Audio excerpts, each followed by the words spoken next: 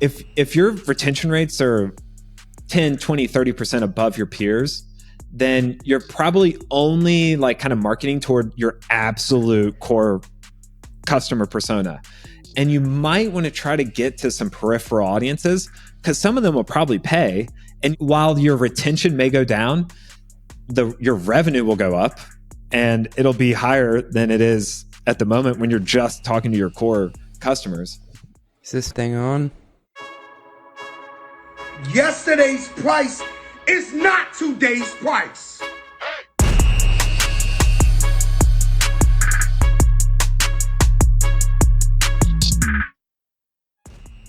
Woohoo! This one's a masterclass in all things B2C business models and growth. My friend Reid, DeRamus, formerly of Hulu, Crunchyroll, HBO Max, and Substack. What a resume.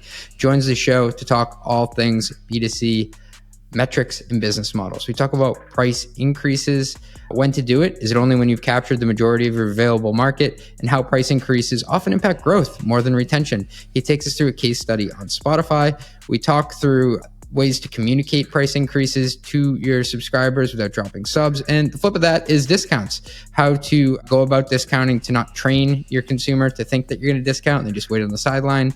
And his thoughts on pushing people to annual plans. Does discounting cheapen the brand of your product? How often is too often to run discounting campaigns? And health metrics. Can you actually be too healthy? Can you eat too many vegetables? What's good churn to say if you're being aggressive enough? And the hierarchy of paid subs. Which type of writing or consumer product monetizes best? Hint, it's when a business can actually pay for it. And segmenting your customers. Airlines do a great job at this. It's harder for subscription businesses who are trying to maximize ARPU. And finally, we go deep on churn and retention. All this and much, much more after a short word from our sponsors. Trust isn't earned, it's demanded. Whether you're a startup founder navigating your first audit or a seasoned security professional scaling your GRC program, proving your commitment to security has never been more critical or complex. That's where Vanta comes in. Businesses use Vanta to establish trust by automating compliance needs across over 35 frameworks, like SOC 2 and ISO 27001. Centralize security workflows, complete questionnaires up to 5 times faster, and proactively manage vendor risk. Vanta not only saves you time, it can also save you money. A new IDC white paper found that Vanta customers achieve $535,000 per year in benefits, and the platform pays for itself in just 3 months. Join over 9,000 global companies like Atlassian, Cora, and Factory, who use Vanta to manage risk and improve security in real time. For a limited time, our audience gets $1,000 off Vanta at vanta.com/metrics. That's vanta.com/metrics for $1,000 off. Does your revenue recognition process feel like a total guessing game? Step right up and pick a card, any card. You're not alone. Revenue accounting is getting more complex, especially with subscription models, usage-based billing, and evolving compliance standards. Woohoo! RightRev is here to help you gain control over your revenue accounting. RightRev automates the revenue recognition process from end to end. Whether it's multi-element arrangements, subscription renewals, or complex usage-based contracts, RightRev takes care of it all. That means fewer spreadsheets, fewer errors, and more time for your team to focus on growth. Customers like Snowflake, Logic Monitor, and Epicor chose RightRev to manage their high volume and complex revenue accounting. CFOs can see the bigger picture faster without being held up by their team's reporting nightmares. You know me, I'm a business model fanatic. And don't get me wrong, I love all the evolutions. We've got self-serve revenue, usage-based revenue, and now even success-based revenue, you name it. But that doesn't make it any easier for us bean counters on the back end to keep score. RightRev is like a cheat code for staying ahead of revenue complexities. So you're ready to transform your revenue accounting? Visit RightRev.com to schedule a demo. That's RightRev.com and tell them your boy CJ sent. RightRev, modern revenue recognition simplified. Oh yeah. All right, folks, we've done it. We have the Michael Jordan of B2C subscription on the podcast. Reid, thank you for joining me, my friend. Love it. Happy to be here. Thanks for having me. So I knew you from your time at Substack, and you watched me struggle and try to climb the ranks and eventually find my product market fit there. But for the benefit of listeners, what led you to Substack? Where did you work before? Yeah, so most of my career has been in streaming video. So I started at Hulu. I was on the finance team there, as we talked about, on our FP&A team, and I was there for a couple years. Then went to Crunchyroll, and I was there for a long time, and was working kind of like obviously a lot on Crunchyroll, but also other kind of sister companies at the time, all kind of at the intersection of media and tech, and with a pretty heavy focus on subscription. And that period was when we were seeing so much value shift from like cable TV to streaming video, kind of like heating up, the streaming wars kind of heating up.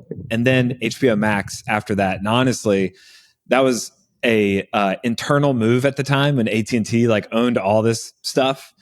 And I joined the team that helped kind of launch HBO Max, and ended up sticking around a little longer than I initially anticipated, COVID, etc. And then, so like during that run, it became more clear to me that the media industry was bending more toward people like picking up their phone and starting their own media business, as you have, versus like more Disney's, more New York Times, more Netflix's. Like you get kind of category winners, and you're going to still have big media companies, but launching new media only companies is tricky, especially, if you're trying to build like a massive one. And I just felt like there was a lot more opportunity kind of on like the more niche, individual, small team led media world. So that's what led me to start my own company that ended up getting acquired by Substack, joined there, and was our growth PM for a year and a half or so. And have been kind of staying in that corner of the internet, since leaving HBO Max, basically.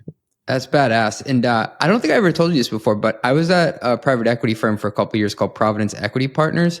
And we actually invested in both the Cheapen group and Hulu. And I think it was during the time that Hulu was absolutely just ripping. Dude, okay. So there's an epic story around when Providence decided to get out of Hulu. Hulu was up for sale. Yeah. And Guggenheim made a bid, DirecTV made a bid, and Cheapen and AT&T made a bid. Yeah. And I was there during all this, and it was like stuff was like hitting the fan. The deal falls through from like Sun Valley, basically, like big media get up. Right. And Disney, Fox, their parent companies like Disney, News Corp, and I believe Comcast decided to reinvest in Hulu. And they started bringing in kind of leaders from their companies. So the entire executive team like shuffled out basically within 6 months.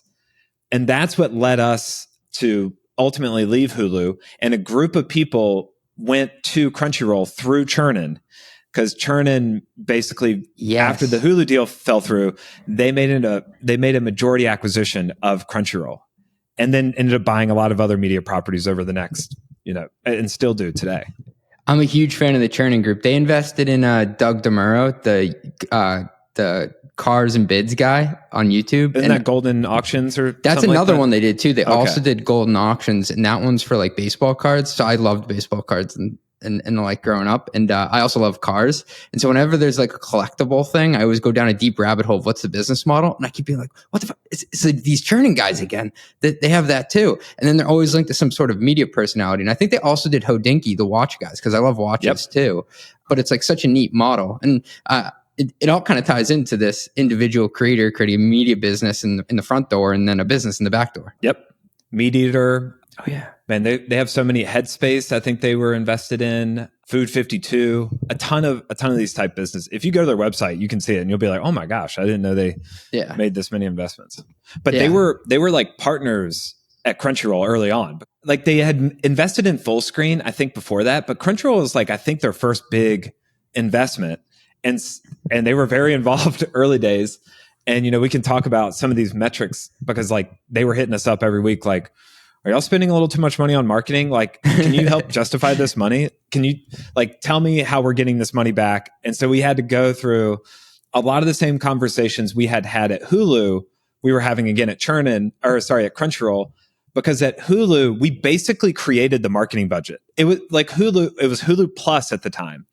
It was one of the first paid subscription products, like online paid subscription products. And the marketing budget when I got there was zero. And by the time we left, like just like under 2 years later, we had $100 million in marketing spend, annual budget. So it just like, it went from zero to like crazy amounts very quickly. And I bet they were looking at it too, like, okay, what is this churn rate? And what's the on-ramp and off-ramp? And like, what does good look like here? Because they're probably comparing it to like a traditional broadband cable business where, you know, like you basically have to die in order to churn from Comcast. Dude, I mean, this was, I think you liked the churn rate post that I wrote like back in 2016.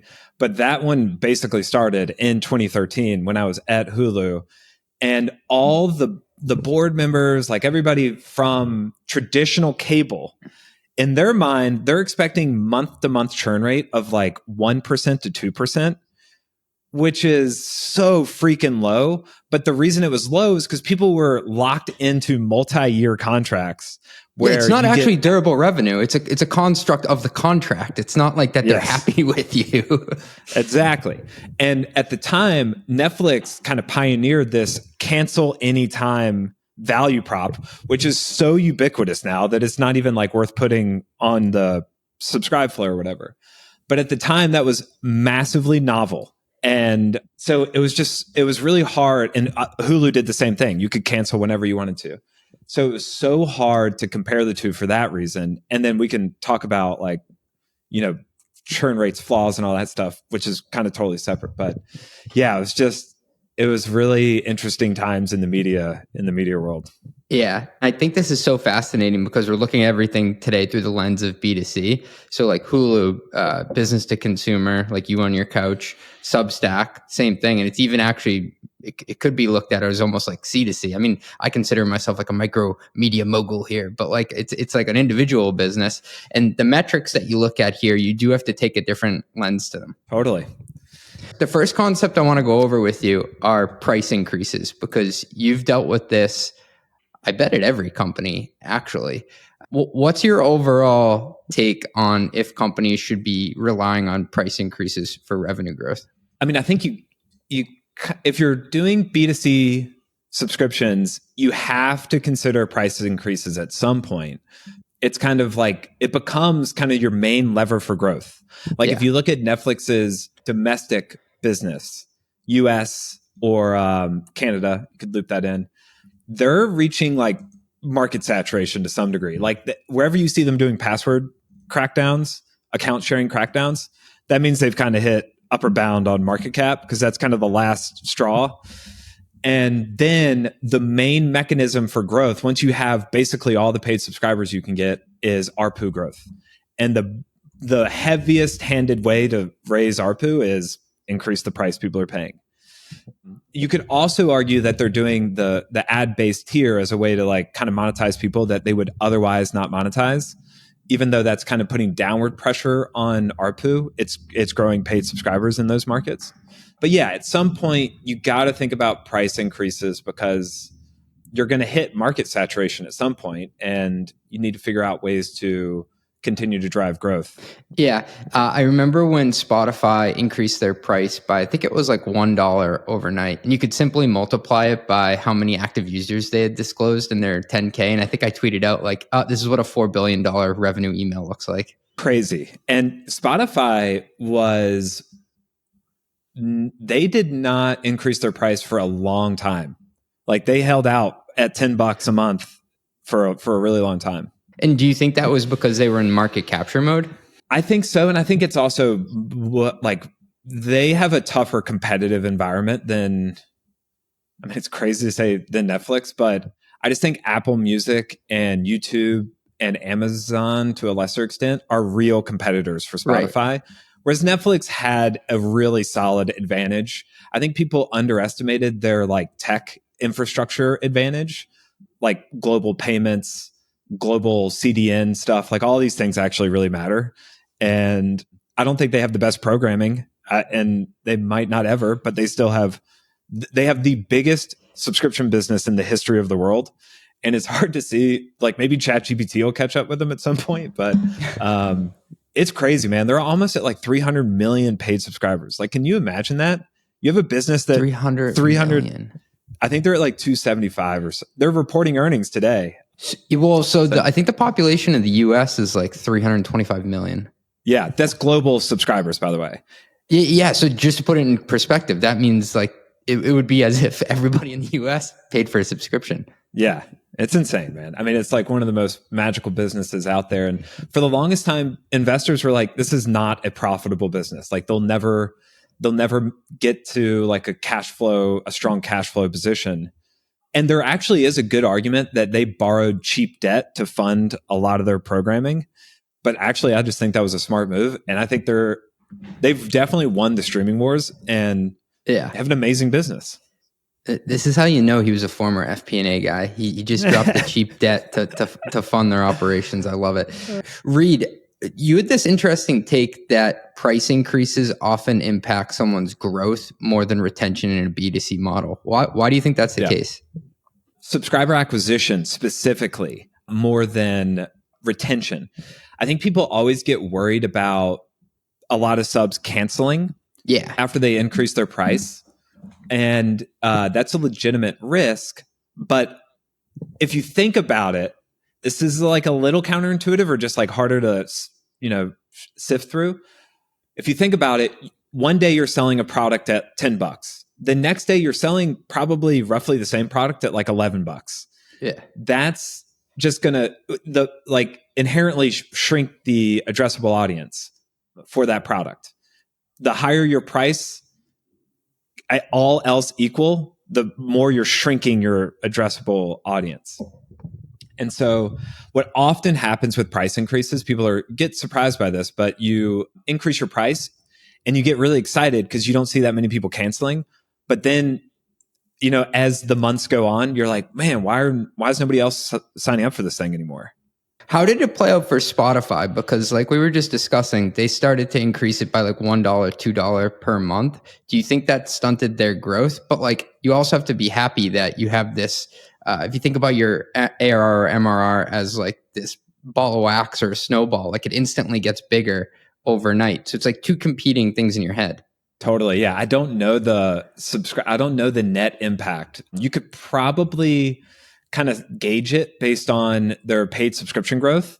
But the better question, like if I were an analyst, what I'd want to ask is like how the price increase impacted new subscriber acquisition versus paid retention. Because I think if you're just increasing the price $1, $2, one of the most powerful forces in the world is inertia. And that's why subscriptions are so great, because like you just keep billing, nobody has to change anything. The transactions happen in the background. And the same can be true for after a price increase. Like people still have to proactively go into their account and cancel their subscription. And most people don't, unless it's like an onerous, crazy price increase, like you double your price or something. But a nominal one, like, and especially if you grandfather in existing subscribers, like show some appreciation for your current customers. And if you hit the messaging right, like retention probably won't be impacted that much. Hey, thanks for listening. We'll be right back after a word from our sponsors. Listen, being a CFO, it's not always that glamorous. Sometimes I find myself watering the plants and taking out the garbage in the office. And, the best CFOs I know they're true business leaders. They know how to drive growth in heroic fashion. Unfortunately, the status quo of finance makes that really hard because day to day, we're mostly up to our eyeballs in spreadsheets and receipts. Thankfully, there's a financial provider who has built a solution to match your ambition, Brex. Brex designed a modern corporate card and spend platform that controls spend proactively and automates tedious expense and accounting tasks. Brex frees up CFOs to focus on the high-impact projects that drive growth. The shit that's actually worth your CFO time. So how does Brex work? You can embed your expense policy inside the corporate card to prevent out-of-policy spend before it happens. Receipts and memos are auto-generated, so you always have what you need to close the books fast. Managers get freed up from reviewing, every possible expense under the sun because in-policy expenses are auto-approved and AI will flag any exceptions. And all the while, your expense detail is syncing with your ERP because Brex integrates with almost all of them. I love that, from QuickBooks to NetSuite. It's your time to shine as the strategic growth driver you are, and Brex can make it easy. More than 30,000 companies like DoorDash, Coinbase, and SeatGeek use Brex to make every dollar and every minute account. Join them at brex.com/metrics. That's brex.com/metrics. Ready to plan confidently, close faster, and report with accuracy? Here's what sets Planful apart. Imagine purpose-built solutions for every department, from FP&A to accounting, marketing to HR, all with built-in financial intelligence. It's easy to implement Planful in just weeks with minimal IT involvement, enabling seamless collaboration across your organization's key financial workflows. Best of all, Planful grows with you. Its unmatched scalability ensures that no matter how fast your business expands, Planful can keep up. See why over 1,500 customers worldwide choose Planful as their flexible, user-friendly, end-to-end financial performance management platform. Visit planful.com/metrics to see how you can elevate your team this year with Planful. They will hook you up. It is planful.com/metrics. Tell me your boy CJ sent you. Planful.com/metrics. Okay. As you realize throughout this conversation, we're going to become increasingly specific with examples that seem to help me selfishly with my own stuff. So thanks for bearing with me here. The next one I got for you are asking for a friend, of course. Any strategies for successfully getting through a price increase without dropping subs? Like, is there like a communication plan that works, or how do you go about it so you don't just melting this snowball that we talked about? There's a few things that you should definitely avoid and I've kind of picked these from the bigger tech companies doing it, basically. Netflix has the most notorious price increase disaster. It's when they launched Quickster, which was like basically them combining their DVD and streaming product into one plan and effectively doubling the price for people who only wanted streaming. I won't do like the recap here. Go look it up, research it. It's amazing. Netflix dropped like $100 billion in market cap one day just from this ordeal. And that's when they were much smaller. So it was material. The things to avoid, don't try to like spin it into like a positive thing. That was like one of the things that Netflix did during the Quickster thing. They were like, this is going to be great for you. And it may be, and you can maybe allude to how you're going to use the funds. Like I've seen this in the Substack world where people increase price and they're like, this is going to help us do more of the things that you love. And I'm going to go out and hire these specific people and we're going to do these kind of things. I would try to avoid specificity or, committing to certain timelines, because then you're going to be held accountable to like actually doing those things and you never know. I would try to keep it more abstract. One thing I remember Amazon doing that I would avoid is like making excuses. I remember one price increase they did. They were like, "Hey, sorry, cost of gas went up, inflation," and it's like, come on, man. So I'm paying for that. I'm responsible for inflation. I would try to almost always avoid excuses. It's just like there's no benefit of adding that in there. And I've written these emails before, and I know how uncomfortable it is to say, hey, the price of your subscription is going up by X. But it's best just to be clear, concise. It's not like a straight transactional email. You should show some appreciation for their paying for your product, but don't fluff it up with like a bunch of stuff. Don't try to distract them from like what is not great for them. They're paying more. Don't make excuses. I would also think about how you could show some appreciation. Like, again, Netflix kind of pioneered this. And the streaming world has kind of moved away from doing this, but I would consider grandfathering in existing subscribers. Not forever, because if you do it forever, you're totally not going to recognize the value of the price increase. Right. The way that price increases actually deliver value is increasing the price that your existing subscribers are paying. Right. Not this future stream of subscribers that are joining after, because that's going to take forever. And it's actually less. It's less now that you theoretically raise the price. Exactly. Like whenever you increase your price, you're like depressing your future subscriber acquisition. Yeah, you got to increase the price at some point. 3 months, 6 months, a little can go a long way. Just show some appreciation. I tried to use a price increase on my Substack to pull demand forward. So I tried to make it personable and kind of funny. It had a picture of Marlo Stanfield from The Wire, and it was the clip where he said, price of the brick is going up. And I sent it out to everybody. And I said, like, get on board because it's going from 15 to 20 a month. And I did pull forward demand. But then what I noticed is that the growth did slow a bit. And so then I had to reconsider, like, is this the price that I want to have going forward? I think that's a really smart idea too, to like run a little you're kind of like signaling that the price is going up, last chance to lock in this rate. I think that's helps. What I did. Yeah. I think that's actually a good strategy. The flip side of price increases are event-driven discounts or just discounts overall. And this is a common thing that we discuss in the B2B world as well. It's a little bit more nuanced in B2C based on consumer buying behavior. What I wanted to ask you, Reid, is do you think that if you're the owner of a B2C app, a B2C streaming service, a newsletter, should you purposely price your business to allow for room to discount? So to give you an example, if I'm okay getting $12 per month per subscription, should I purposely set it at 15 so I have that artificial wiggle room? Absolutely. And I'm gonna kind of like frame it a little differently. I think like usually when people are determining what their price should be, you come up with a range, say it's like 10 to 15 bucks. I think it's almost always better to float toward the more uncomfortable higher end of that price point, because it's way easier to decrease price than it is to increase price. And one way of decreasing price is through these like selective discounts.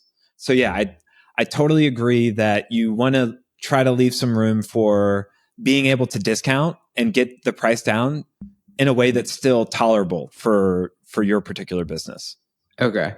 I won't name names, but there's this one newsletter I subscribe to, and it feels like they're doing a promotion. It could be like, today's Monday, here's a promotion.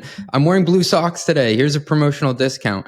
Do you think that discounting can cheapen the brand of your product overall, though?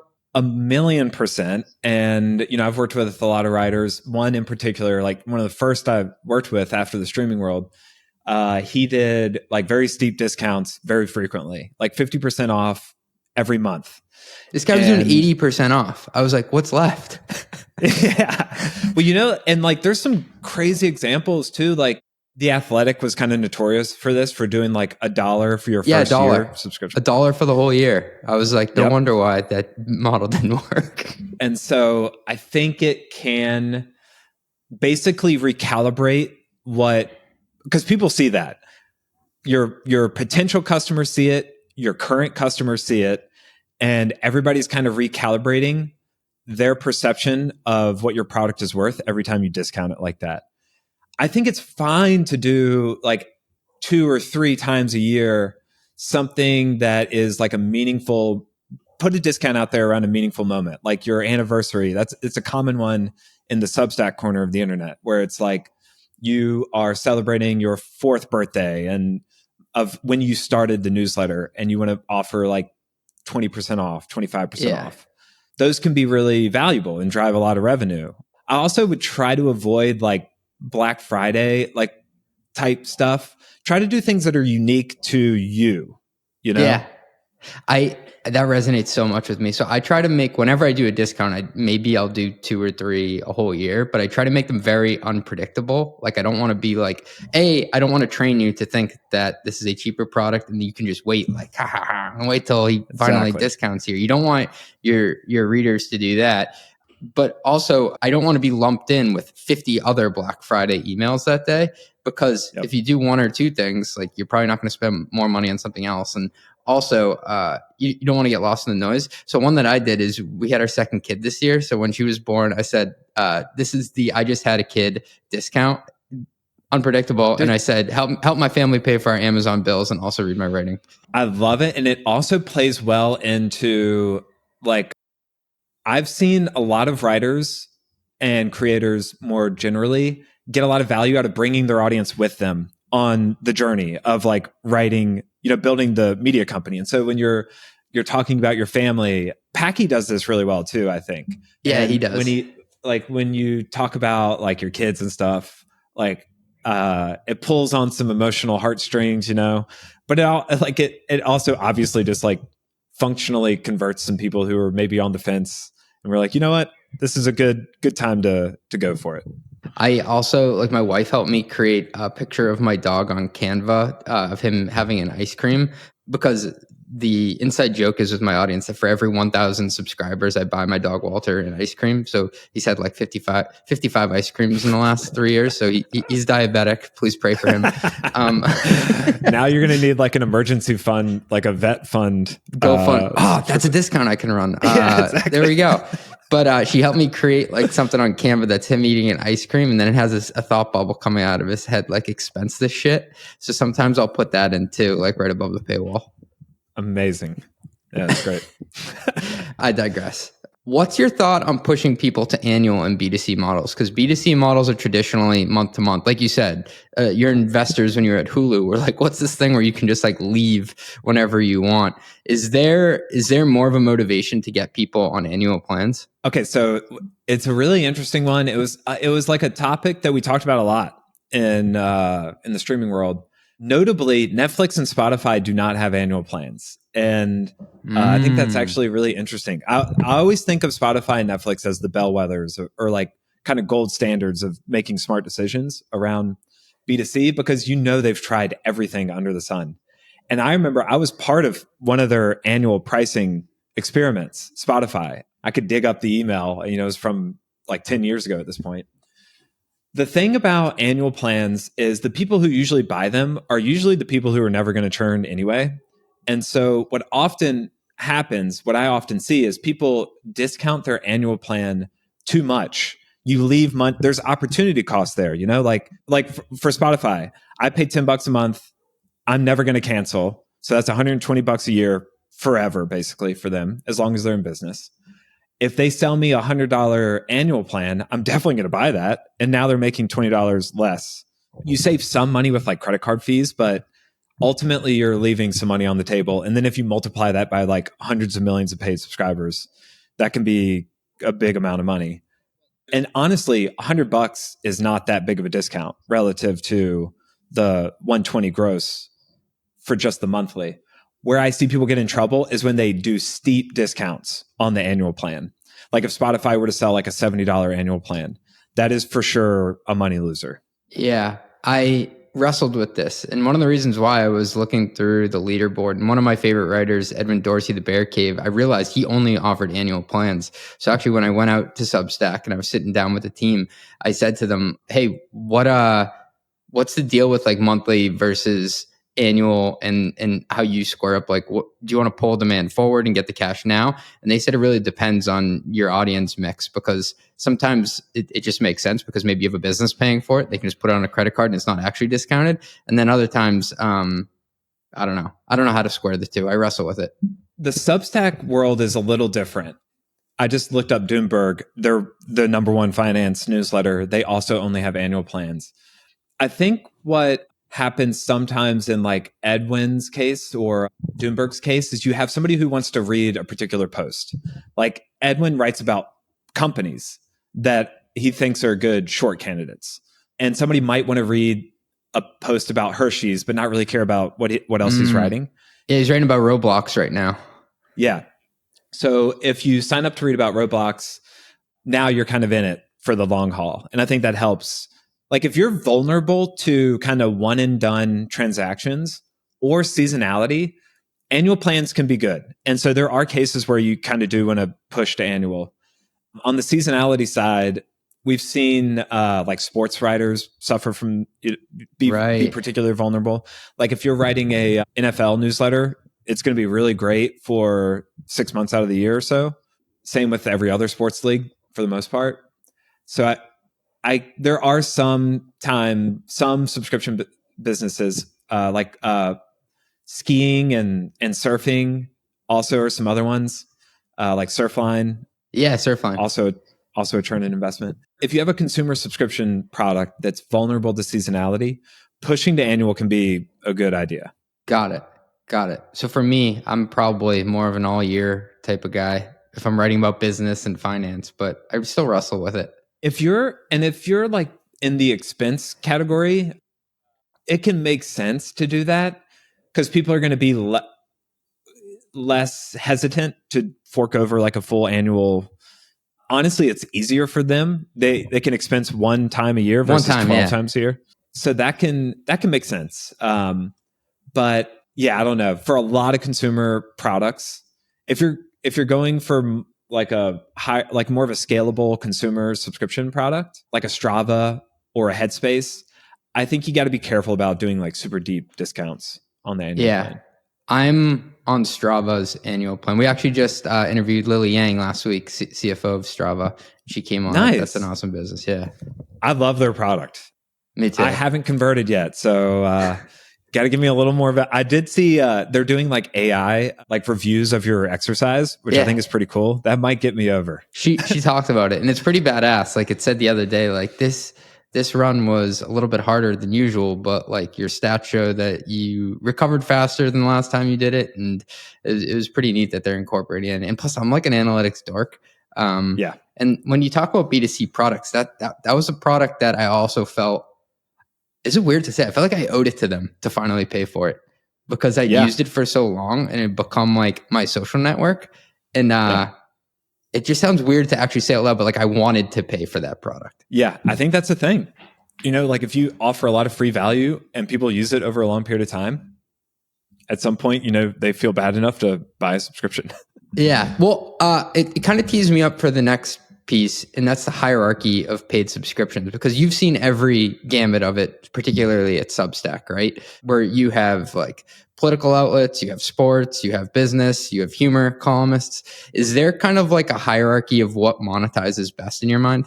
My first instinct is to say, like, if you can help people make more money, that's obviously going to be really good because the ROI math is very clear in your head. You know, like if that's why I think finance newsletters do really well. The business and tech newsletters, the like how to be a better engineering manager, how to be a better product manager, how to be a better CFO. Like I think that's why a lot of these newsletters do really well. Kind of the professional oriented ones, the ones that lean into the learning and development budget. I think all those do really well. There's also like a big category of newsletters on Substack, and I would say products more broadly, that hit like different elements of value, like around like self-expression, belonging, finding like-minded people, building community around that. I think those can be really powerful. And honestly, that was like the backbone of what we did at Crunchyroll, which for me was so interesting because it was sandwiched between Hulu and HBO Max, two mass market media products. Then the most niche, dedicated hardcore anime audience. Yeah. And so very different approaches to like growing those subscriptions. Like Crunchyroll, we thought more like Disney, where we were like, how can we do things outside of just delivering TV shows and movies, mostly just anime series to our audience. So we did like events. We did what we call like shoulder content. We did podcasts about shows. We did merch, games. Games was like a huge division for us. So we were always trying to find different ways to connect with our audience outside of just the, you know, shows that we were, the streaming shows, basically.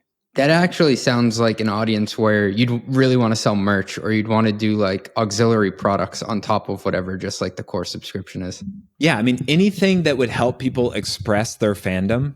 We had this thing too, this may be a bit of a tangent, but I always love talking about it. We had this thing at Crunchyroll we called the t-shirt test, where if you saw somebody wearing a t-shirt from like a particular brand or business, then that said something about who they were. Like you're wearing a t-shirt to say something about, to express yourself. And we saw a lot of Crunchyroll shirts. We saw Crunchyroll tattoos, which is like the ultimate sign of fandom, in my opinion. But you never saw like Netflix shirts or Amazon Prime Video shirts or even Hulu shirts, unless they worked there. And so we always felt like we had something kind of magical and special there. And we always tried to lean into that more so than like compete on the functional aspects of our product, like our video player or our subscriptions engine. Like all of that was way behind the bigger streaming companies. But it passed, a certain threshold to be operational, and we competed on different angles. It's funny how you bring up the tattoo piece, because another company I was at, they invested at when I was at Providence Equity, was Ironman, the company that owns Ironman. Like if you do the triathlons, and in the investment thesis, it says like people get this shit tatted on them. Like they're legit about it. Yeah. I mean, what's the other one? CrossFit. Like some of those health and wellness things are like like cults, like straight up religions. Yeah. I know multiple people with Ironman tattoos, like on their calves or arms. Yeah. That's awesome. But back to what I was saying, though, a hierarchy of paid subs. I think you actually said it on another podcast, or maybe it was someone you were interviewing. It's teaching people who have money how to make money, especially if they can expense it. Oh, yeah. I mean, that's kind of like an obvious thing, In a way, that's not too dissimilar from like B2B SaaS products. You're like basically buying a thing to make more money or save time, or, any of like a very functional, those are usually like pretty functional, easy math investments, purchase decisions. Our mutual friend, Brian Morrissey of the Rebooting, he called it, he said he down with OPB, like OPP by Naughty by Nature, and it's other people's budgets. Yeah. I like that. I like that acronym.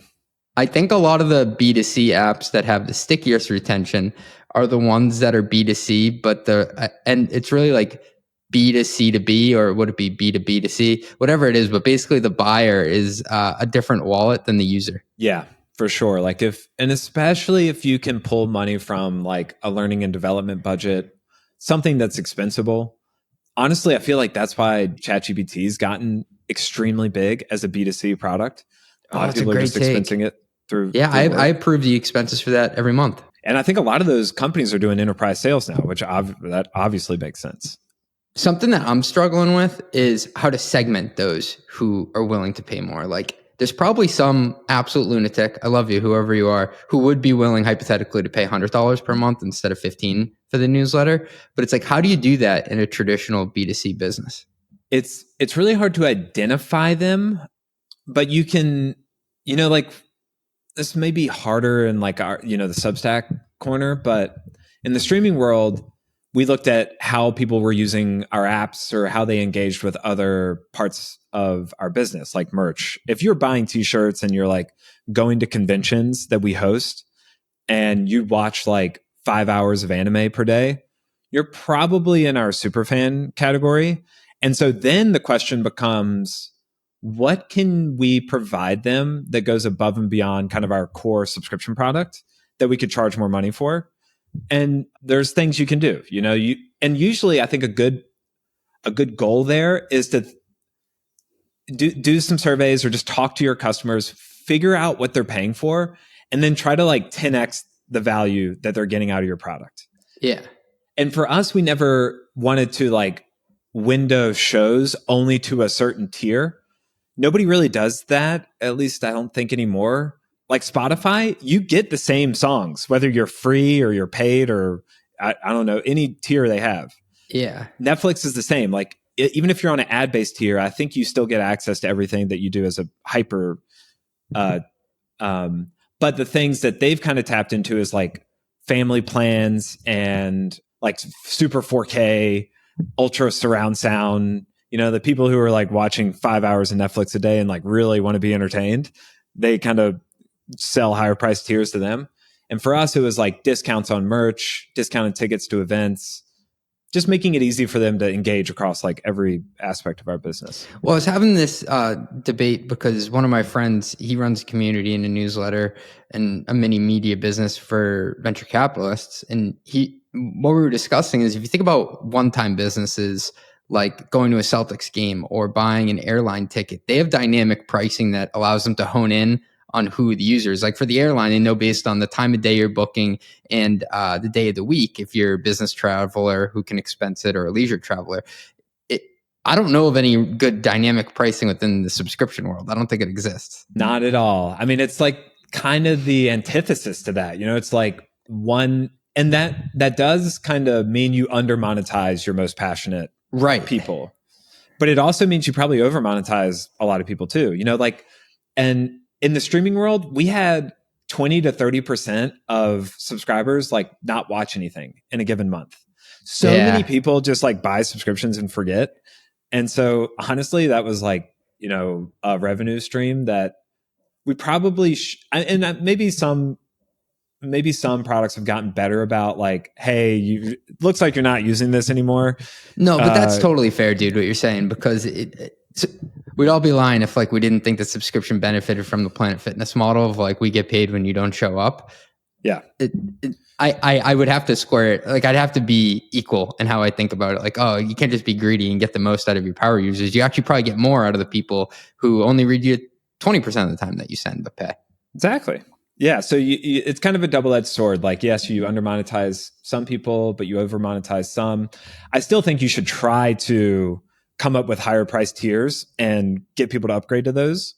Yeah. But yeah, I mean, I usually net out on subscriptions being a pretty solid business model, despite, not having perfect price equilibrium across all people. In the B2B world, one of the metrics we look at is net dollar retention, which isn't as prevalent in the B2C world. Like it's still important, but it's not at like probably at the forefront because there aren't as many things that you can upsell somebody on or enough packages to increase it over time. It's more like how do you stunt the growth of decay for your gross retention over time? Because in the B2B world, like the common practice for SaaS is you increase your net dollar retention by either selling them more seats of the same product, increasing their usage, and making sure that they don't churn. Oh yeah. And then net new products on top of that. For like the B2C world, like if you sell somebody Headspace once, it's not like, hey, you want another Headspace account? Totally. Yeah. It is way harder. I think you see some companies try to like sell tangential products. Disney is amazing at this. Like they have so many different business units and they all kind of like are targeting the same customer, trying to sell them different things.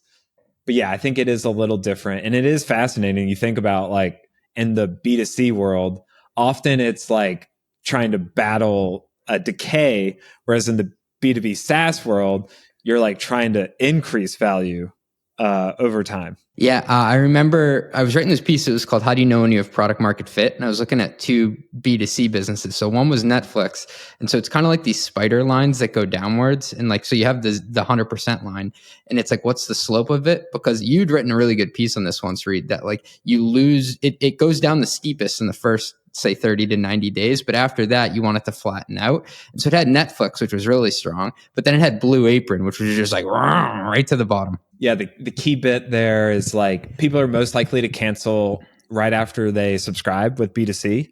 Yeah. And that creates kind of like a power curve where you get really steep drop off early on, but then it flattens out. And you get people like me with Spotify where it's like, I'm never going to cancel as long as that thing is still in existence. Yeah. And so there's different parts of the curve. We would call that the cohort floor. It's when it's when it kind of plateaus out and basically nobody's canceling. And if you look at like different monthly cohorts, it's really valuable if you're elevating the cohort floor. If you're getting, like I remember at Hulu Plus early days, it would level out around 20 to 25%. Once you got there, it kind of held steady. And we were gradually getting that up toward like 30%. And that would drive like tremendous enterprise value because like think about all the additional people that are going to keep paying you forever. That's a very different like retention problem to try to solve than getting people to through like month 1 into month 2. So it's actually really interesting when you like break out the different types of people, why they're canceling, and you do very different tactical things to work on retention. Can you say more about that? So you're saying like it's a different problem to solve to get someone from day 30 to day 60 to day 90 than it is to, what'd you say, flatten, basically pull up the flatness of the curve like an extra 5%, which can be a game changer to your company's profitability. Yeah, so that we call that elevating the cohort floor. And that is more like making sure those people understand the product. They understand the value prop. And honestly, for them, it's more about like making sure they continue to get what they came for. A big thing in streaming world was like, a lot of this was like programming, making the right shows for the right audience clusters. So if you had somebody who's been on the service for a year and they really like, Adult Swim style animation shows, say they are kind of like working through the entire archive of that, and then there's no new shows to go into, and they churn. Well, it's like, that sucks. Like, this person had been on our product for a year. All we had to do was like green light the right show or go out and buy the rights to the right show to keep them around. So that's actually a solvable problem. And you never want to lose like really loyal people like that. You really don't want to be losing people in like month 12, month 13, month 14 and beyond. On the flip side, if you're losing a lot of people in month 1, which all B2C products do, and you could even go a step further. If you have a free trial, you're going to see a massive drop off in the free trial period. All these like early subscription periods, it's really about connecting new people with the value of your product quicker, faster, and like more effectively. And a lot of that's around like better onboarding, both within the product, but also over email. Like, one of the things we did back in the Yim days, which was the company I was working on before Substack, a big part of what we did was just help writers set up onboarding sequences. Like, here are some of my best posts that I've written recently. Did that on like day 2. Day 7, here's my paid subscription product. Here's the value prop. Because a lot of people are burning through the subscribe flow when they sign up and they don't even pay attention. And so this is like a proper introduction of the paid product. And then day 28 was like a discounted offer, like, hey, here's a free trial of paid if we just want you to experience it because we think you'll get a lot out of it. And the math or the data behind why we did that was like 25 to 30% of newsletter subscribers exit those first 30 days without ever having like opened an email. And after they get through that period, the likelihood of re-engaging them is like 0%. Like, it's so hard to win them back. Same with upgrading to paid. I think we saw like 50 to 60%, maybe even more, of total paid subscriptions happen within those first 30 days after somebody signs up for the newsletter. And I'm sure you see this too. Like, somebody subscribes to the newsletter, they buy a paid subscription right away. That's like the most common time when somebody upgrades. But even after that, within the first week, within the first month, that's a very good time to try to get people to convert. That was super long-winded, but that was amazing. That initial period is super important for retention and conversion. And it all goes to like, how can you better connect your new customers with the value of your product? And know that you're never going to get 100%, because like sometimes people sign up for your product not fully knowing what to expect or understanding what your product is. And some churn is okay there. In fact, you don't want to have like 100% retention, because that means you're probably not being like aggressive enough on the acquisition side.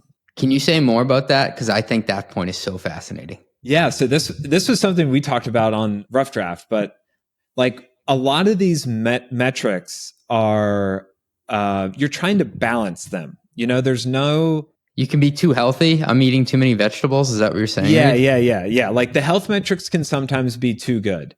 And this always like shocks people, but like some people, this happened at least a few times in Substack world, where we'd talk with a writer. We'd say, yo, your paid retention rates are like through the roof. Like, you're way above your peers. And they're like, hell yeah, meeting's done. We'll see you later. And I'm like, whoa, pump the brakes. I think you can be more aggressive on acquisition, and you can try to bring on people who, like, if your retention rates are 10, 20, 30% above your peers, then you're probably only like kind of marketing toward your absolute core customer persona. And you might want to try to get to some peripheral audiences, because some of them will probably pay. And while your retention may go down, your revenue will go up, and it'll be higher than it is at the moment when you're just talking to your core customers. So I tend to think about these things like there's always like two double-edged sword, like two sides to every metric. And that's why I also love paired metrics. This is a big thing that we talked about like in the streaming world, where, and I think I got this from Mark Andreessen, I think. He was talking about like, if you only focus on one metric, you end up over rotating too much toward that one metric. Yep. And so it's always good to have a KPI and then pair it with another KPI where it's really hard to grow both at the same time. And the example that we had, we had multiple of them, but one was like monthly active viewers and engagement per viewer. Those are so freaking hard to grow at the same time. Say it one more time. I have to wrap my head around that. So this was in the streaming world. Basically, the unique accounts or unique people streaming video and the hours watched per person. Because what's Nirvana? You want both to be up? If both are going up, your total hours watched are skyrocketing because you're getting more people watching, and on average, each person's watching longer. But that's so hard to do because as you try to grow viewers, you're going to get people who are like less interested in your product, and they're not going to watch as much as the core fans that are there early and now. So these were always fun games to play.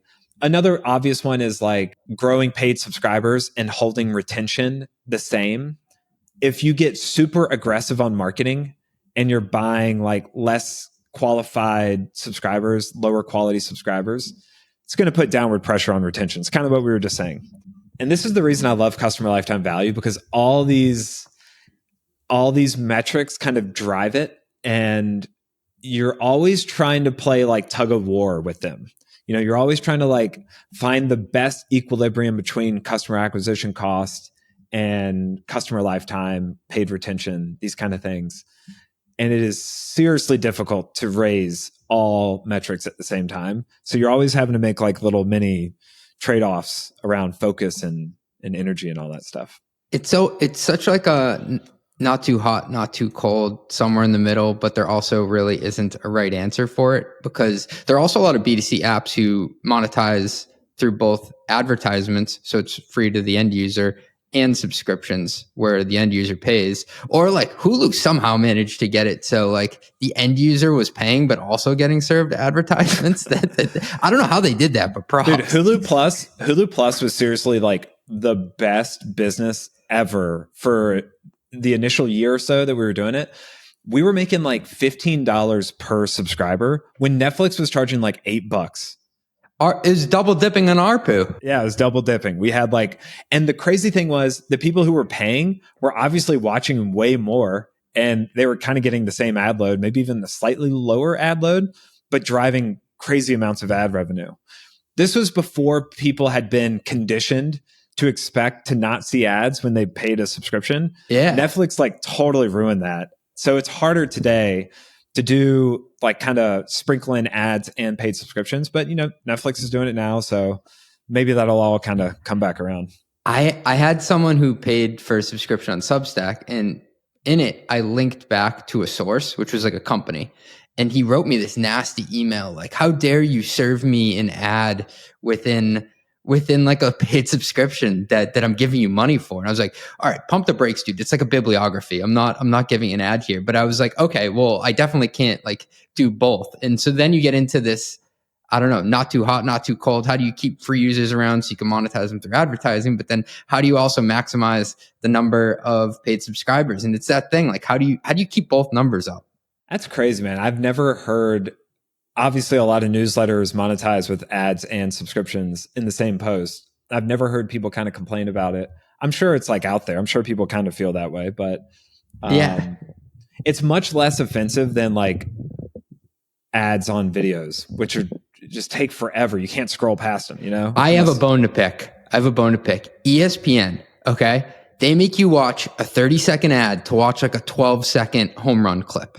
Probably the worst UX on one of the most flagrant fouls on the internet right now. It's crazy. Like isn't it egregious? It should be proportionate, like if it's a 12-second clip, no ad. You can't squeeze an ad on that, If it's 5 minutes, give me like 15-second ad. I'm okay with that, But yeah, it's crazy. Right. I don't watch videos on ESPN because of that. Yeah, I get so pissed. I end up probably not watching the video half the time. Go to like Instagram and watch highlights there. It's like way better, easier. Well, so like YouTube B2C app, it's probably actually where I spend most of my streaming time now. Yeah. more so than Netflix, more so than Hulu, more so than Apple. And removing the ad, like that was how they made money. How do you think they think about their business and growing ARPU? Do you think they care which plan you're on, or is it like we make money either way? Oh man, I don't know, but I think it's so fascinating. I think YouTube is such a fascinating product that doesn't get maybe enough attention because it's like gobbled up within a bigger tech company. I bet it would be like standalone top 20 tech companies in the world in size. Yeah, I think so. Maybe even top 10. I think it would be bigger than Netflix. Yeah. I think they make more money than Netflix through advertising. The crazy thing about YouTube to me too is so many people monetize on top of YouTube where YouTube doesn't get any money. Like most of the channel creators that I know sell their own sponsorships, very similar to like what you've done and what Brian does. And YouTube doesn't touch that money, but they still make like $30 billion in advertising revenue. It's ridiculous, dude. Imagine if you could take 3 lefts and still be that right. Dude, it's insane. I actually really like YouTube when I have premium, but it's so expensive. You know, it's so hard to justify paying. I think it's like $15-$16 a month, and you're basically only removing ads. But when No. The number one feature is the ability to play something on your headphones with the screen locked. That's true. Yeah, that's true. Like it's so dumb, but it's so big. And you can download videos. Oh, I didn't know it was a download too. Yeah. See, but I'm a loyal fan of Spotify. So if I listen to podcasts on YouTube, I would almost surely have premium. And same with music. But I have been listening to a lot of music on YouTube as well. But anyway, I just feel like it's so close to being like the biggest subscription product in the world. And they could get there for sure. I think they have some confusion around like YouTube TV and YouTube Premium. Like they should and I'm sure it's like different teams and massive complications for why those aren't combined. Yeah. I know a lot of people who have YouTube TV and they say great things about it. But yeah, I think it's an interesting subscription product for sure. That's a perfect example, though, of like you push the pendulum too hard in one direction, you potentially alienate one revenue stream and you don't make it up like net. Totally. And I mean, that happens all the time in media, going back to what we were talking about before YouTube, between sponsorships or advertising and subscription. It's really hard to have both of those and to balance those two revenue streams. And people often underestimate like the complexity of introducing those two revenue streams next to each other, both from like an organizational perspective. You're creating basically two teams, and they may have different goals. And then there's some friction, hopefully healthy friction, sometimes not great friction between the two teams. And then you're also making it a little harder for customers to figure out, like it's effectively a totally different product. So now I got to decide, like, do I want the free version? Do I want the paid version? I think it's a reason why Netflix never did like the freemium model. Like they always kept it so simple.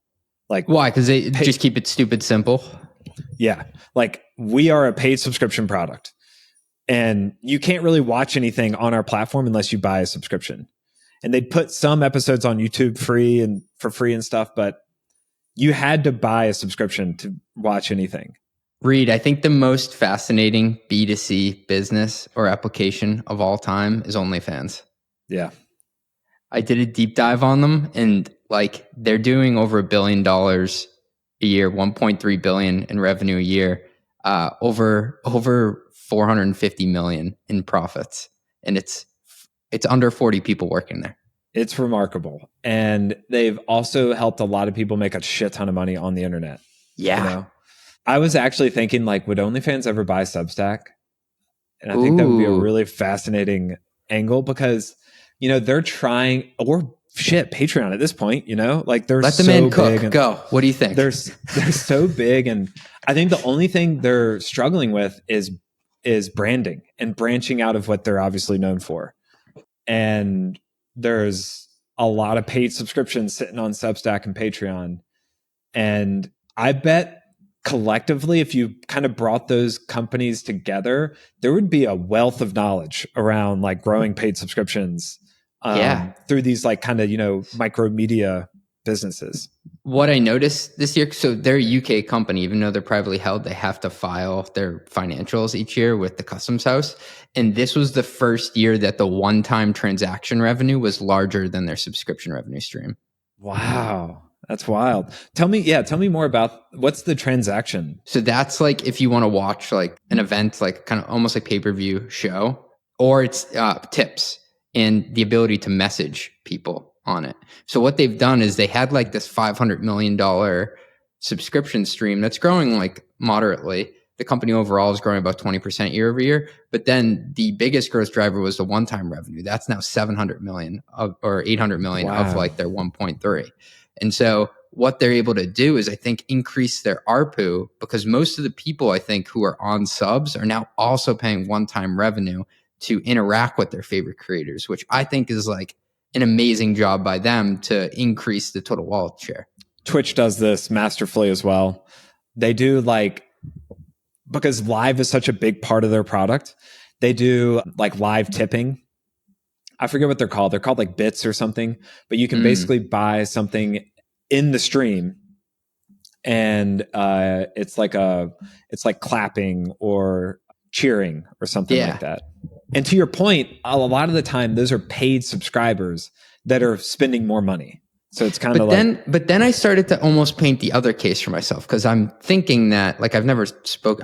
their CFO is the number one CFO I want to get on the pod. So Lee, if you're out there listening, please come on. What I'm wrestling with in my head is it that they're pushing hard for one-time transactions because they realized that the average number of months someone stuck around, because maybe like they get a new partner and they're not using OnlyFans anymore. They like a different creator instead and they churn, or it's like maybe less sticky than another traditional B2C app. Are they pushing for it because they're trying to subsidize for that? Or are they truly double dipping? My gut would be they're double dipping, but that would be so fascinating to hear. I bet they have pretty solid retention, and it's just like an obvious ARPU growth lever that they pulled. And, you know, oftentimes too, you see people doing this outside the platform and then they're like, oh, well, we should just clearly help more people do this within OnlyFans. Like people may have been using Stripe or some other transactional thing to like hack like a live event. Yeah. Yeah. But that's what my gut would be. But I hope you get their CFO on and we can get to the bottom of it. Yeah. Lee Taylor, please come on. The idea that I always had, but this would be like the minnow swallowing the whale, was if Substack acquired Eventbrite, because you have the subscription revenue, but then all the creators want to do one-time like events in person, and those monetize really well if you have a passionate audience and if they're buying beer and alcohol. We spoke to their CFO, Lonnie Baker, on the show, and he was saying that the events that monetize the best are the ones that serve alcohol. I mean, that makes all the sense in the world, you know? Every time I go to like a concert, I get back, look at my credit card bill and I'm like, holy crap, what was I doing there? It's a lot of Miller Lights, and I didn't know I bought that many t-shirts. But yeah, I think I could definitely see Substack moving into one-off transactions at some point. I do think there is a lot of value in focus. Yeah, say more about that. I still think there's a lot Substack can do around subscriptions. I think like we keep talking about Netflix, but they've built the best subscription business in the world. They focused on subscriptions only for an extremely long period of time, and only recently have been getting into like other stuff like IP development and gaming and merch, and obviously advertising in a material way. But I think that kind of focus is what gets you really far. Because it's hard to like build multiple things at the same time, and for a variety of reasons, both like technically, personnel, customer, explaining that to customers, all that stuff. Well, something that I kind of failed at was I had like the newsletter, and then I tried to do a recruiting thing on top of it, and I was partnering with somebody else at the time, but it was like a brain suck. And then I was like, I have to do this biz dev work on top of that. So like that was not like a great use of my time. But then when I started sending out another newsletter and it was advertising, like boom, hit the gold mine there, because that works. So it's like, if you know that, sometimes you do get a home run or you get on base with like adding another revenue line. It is kind of that shiny object syndrome. It's good to try things out too. I mean, I don't want to say like focus at the expense of experimenting and trying to find ways of growing, but you just got to be conscious about like the extra work you're taking on. It's interesting that the job boards haven't really, I think it works well for some, but for a lot of people, I think they've kind of tucked it in the background or deprecated at this point. So yeah, you never really know until you try. You don't. Are there any B2C apps that like you're on the corner of, like this is one of the most interesting ones out there, or like I enjoy learning about it? I mean, obviously ChatGPT is like, their growth is absurd. Like I think they have hundreds of millions of paid subscribers at this point. And they launched like very recently. Yeah. It's like, I think people are distracted by the tech and they don't realize like how big of a paid subscription product it's become. I may be way off on those numbers too, but it's just like a lot of people pay for it. I think all the like professional B2C ones are kind of interesting too. Riverside, which we're on right now, Descript, Grammarly. Grammarly's like way bigger than I think people know. Grammarly's booming. It's like a huge business. So I think there's a lot of ones like that out there. Do you think all B2C apps live long enough to become a B2B app? What do you say more about that?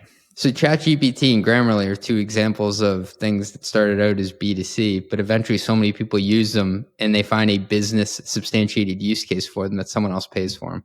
I think that's a good take. Like at some point you almost become, Headspace is kind of like this too, in that they mostly, I think, do like insurance stuff now. Like that's a big part of their operations. We had Nicole, their CFO on, and she was explaining, she came over from a healthcare company because they sell to businesses now. And I was like, whoa, I thought, it was funny because I sent over the questions to her ahead of time to their CFO, and it was all like B2C questions. And she's like, oh, no, we should talk more about B2B. Or I guess it was B2C to B was the actual model. And I was like, oh shit, I got to prepare better for this. Honestly, I think a through line there is it's really hard to get people to pay for things. And at some point you kind of got to go B2B to keep growing paid subscribers. It's just the nature of it. Consumers are hard, fickle. It is hard. Reid, gearing towards a close, if people want more of your wisdom, where can they find you and what are you working on lately? So I occasionally write the newsletter. It's at Reid, REID, Tandy, TANDY.com. And honestly, what I'm working on, I'm still kind of trying to figure it out. Like I'm spending a lot of time thinking about the Patreon Substack corner of the internet. One of the things that we talked about when we spoke was like how social platforms are becoming harder to like use for audience building and how that's putting more pressure on other growth channels. I've been thinking about that a lot and thinking about like different product solutions for people like yourself and like Brian, and more I don't want to say B2B, but kind of B2C to B type publications. Brian from the Rebooting, Brian Morrissey, he likes to call his newsletter a trade publication occasionally. I think that's kind of funny, but like, sounds like you get more money if you just call it something different, like a trade publication. Like I don't know what I am. I'm like a financial brokerage. No, I'm not. Don't say that. I'll get sued for like financial advice. I don't know what I would even call myself. I want to be a trade publication when I grow up, Brian. I love the micromedia mogul angle. I coined that, by the way. Yeah. I think it's great. But yeah, so I've been thinking about that and just trying to toy around with new ideas, new products, and cool. See what excites me. Well, thanks for coming on. I always have such a blast jamming out with you, and you make me smarter every time on everything that I'm working on myself. This was great. I always love chatting with you. Thanks for having me on. Run the Numbers is a mostly LLC production. Yelling an intro by Fat Joe. Artwork by some AI thingamajig. Podcast and video editing is done by Cleancast at cleancast.io. Nothing said on this podcast is intended to be business or investment advice. It's the sole opinion of me, a guy who feeds his dog too much ice cream and has a history of net operating losses, LOL. If you like this podcast, please hit subscribe. It would mean a lot to me. And also check out mostlymetrics.com. That's my newsletter where I explore business models and financial metrics. Thanks for riding with me. Share this with your friends. Peace.